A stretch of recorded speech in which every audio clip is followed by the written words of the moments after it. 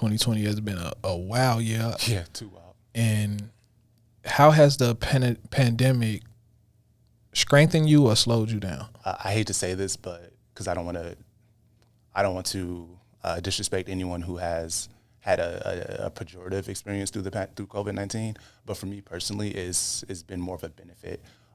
It's given me the opportunity to be home more, to save more money. I also kind of chill out on chasing things that don't need to be chased. And it's also made our partnership stronger because we're meeting more, we're talking more. There's nothing else to do really. It's just I'm focused because I have nowhere else to go. And thankfully, I've been in a position where I haven't had to worry about losing money or I did lose a family member and whatever, but I haven't had anything that's negatively stopped my trajectory. But also nothing I don't look at the world like that. If something negative happens, I don't look at it as stopping my trajectory. It's just giving me it's putting me on a different trajectory than the one I thought I was supposed to be on. I want to say you sitting right here right now is a prime example of what having a strong black man in your life exudes, you know what I'm saying? Because a lot of us grow up fatherless, or we end up looking up to the wrong people. Yeah. And that sends us down the wrong path. So you see your father, tell him I said salute to him as a black man. No, I appreciate it. You know Hey, no, and salute to you. Even what you said about your kids with the YouTube. I'm going to go my son's only 2, but I'm about to go set up his YouTube stuff right now just because you said that, because that's ingenious. No joke. Man, it's crazy because I got this camera right here, and I had a lesser Canon. It was a T3i. Yeah. And I gave it, first I bought my daughter a laptop. So I told her, take care of the laptop.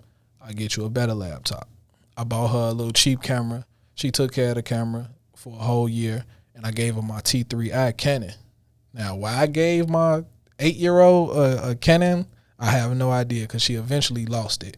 But I didn't know that I was planting seeds for her to actually jump onto YouTube and start shooting her own videos. And now she's doing montages, and she's editing the videos herself. I had asked her the other day, she was like, I just made another video. I'm like, okay, let me look at it. And I asked her, what are you using to edit? I saw she downloaded, I saw she gave Google permission to iMovie, so I knew she was using iMovie, but I still asked her. And she was like, I'm using iMovie on my phone. And I'm like, why you not using your computer? You know what I'm saying? But now I know I have to get her a MacBook, and I had to get her Final Cut Pro. And or at least Premiere, right? Right. I got to help take her to the next level as far as what she's trying to do, because she don't know that I'm super excited for her. Right.